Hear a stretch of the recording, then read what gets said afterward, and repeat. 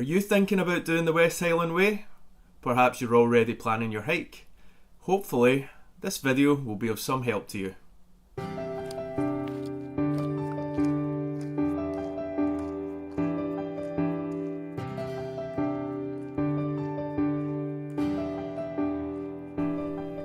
On the 9th of September, roughly 3-4 weeks ago, I set out on the West Highland Way. Now, if you've watched my videos, you will already know that I was unfortunately unable to complete the hike, having to call it quits 3 days in due to injury. So, what went wrong? Well, the West Highland Way should be a simple enough distance hike to complete, but make enough mistakes and that simple hike can quickly turn into a nightmare. Here are 10 mistakes that I made that ruined my West Highland Way adventure. Your pack is your life when you're doing any sort of distance hike, so having it ready to go before your journey begins is vital. Now, I had planned to travel with my Osprey Kestrel and did have it all packed and ready to go the night before the hike. When I was double checking my gear, I noticed that the clip on the waist belt had completely snapped. Instead of going to bed at the time I had planned, I was frantically trying to unpack the Kestrel and stuff everything into an alternative pack. The pack I was forced to use was a cheap pack that I've owned for years. Not suitable for purpose, to be honest. Not only that, but it resulted in me getting insufficient sleep and setting out at a much later time than intended. The West Highland Way is so well signposted that once you've set off, you can pretty much complete the whole journey without ever having to look at a guide, map or compass.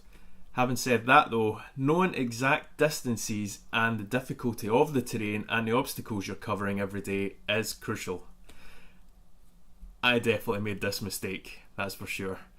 On day one, I had planned to walk around 20 miles, finishing at a campsite close to Balmaha. I didn't think to take into account how difficult it would be to tackle Conic Hill after I had already walked close to 17 miles. Not only that, but once I had scaled it and then descended, I realised that I had miscalculated the distance to Slighe campsite. I thought it was around a mile's trek from Balmaha, but it turned out to be 4.5 miles away.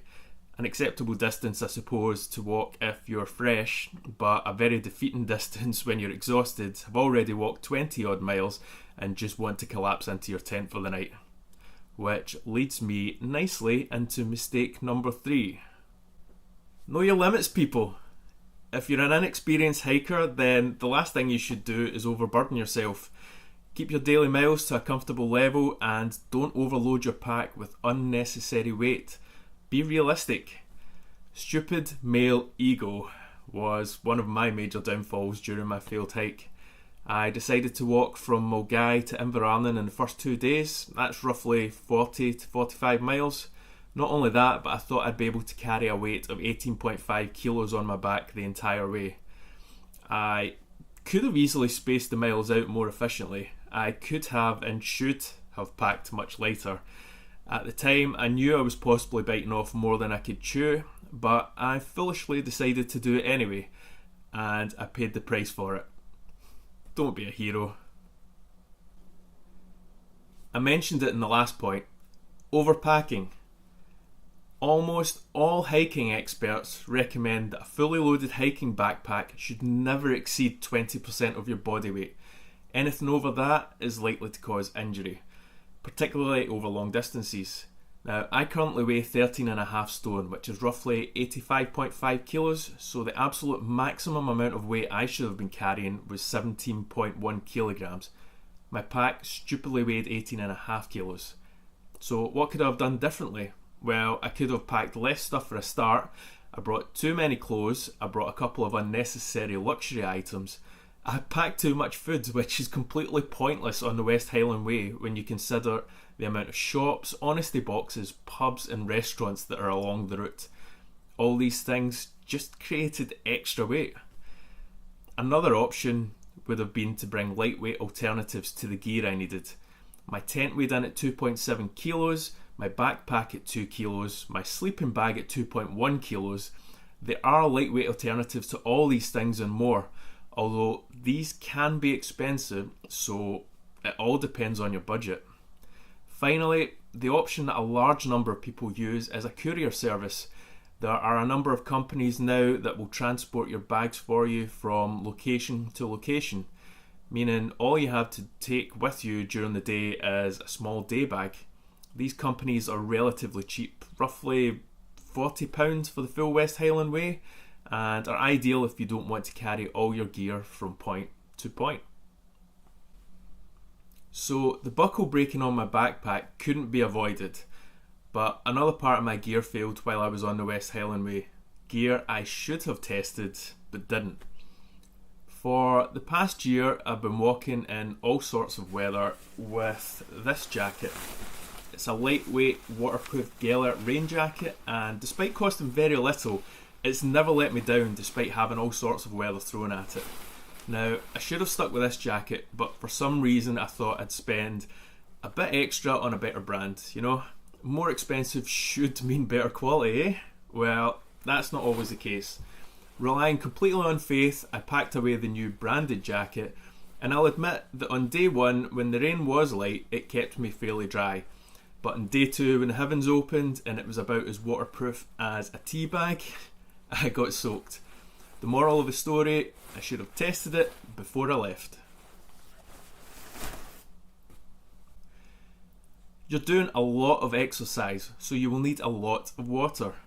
The West Highland Way has lots of places where you can buy bottles of water and handy taps where you can refill. In fact, if you're carrying a filtration system like this Sawyer mini filter here, you can pretty much replenish your water wherever you want, as there are so many streams and waterfalls along the way. That being said, please be aware of the areas where water isn't so readily available, as running out of drinking water is a serious issue. This happened to me en route to Gàidhealtachd. I passed an honesty box selling bottled water, and written above it were the words, "No more fresh water until Balmaha." I chose to ignore it, as I still had around 500 mils of water left, and foolishly figured that that would last me. I was completely wrong, and ended up finishing that water long before I even made it to the base of Gàidhealtachd. Next time I will be making sure to top up my water every available chance I get. This one goes without saying, but so many of us have done it, including myself.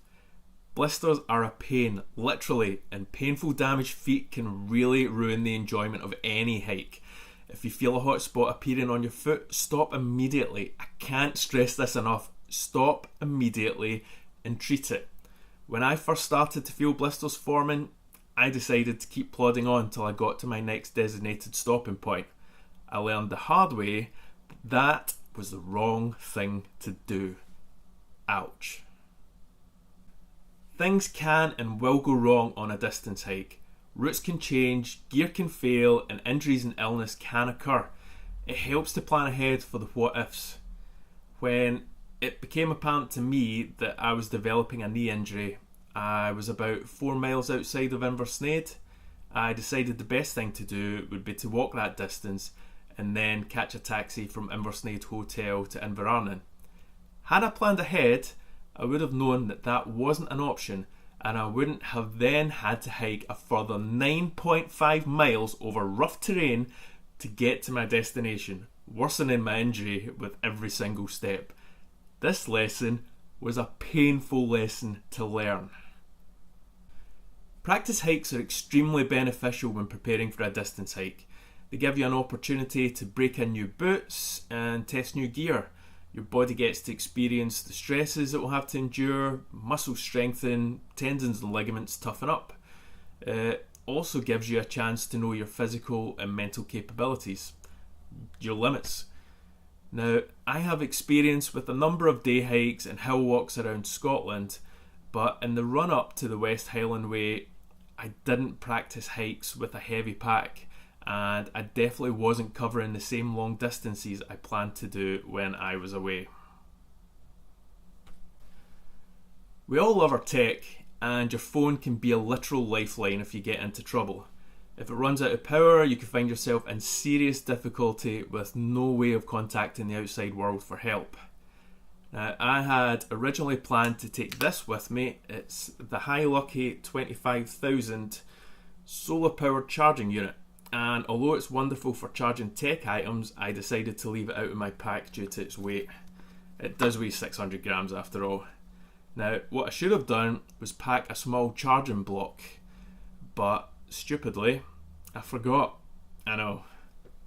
So at the end of day 2, in the pouring rain and pitch blackness, hobbling along on my now seriously damaged knee, I made my way along the A82 to Benglass campsite, only to find the bridge over the River Falloch was shut off for repairs.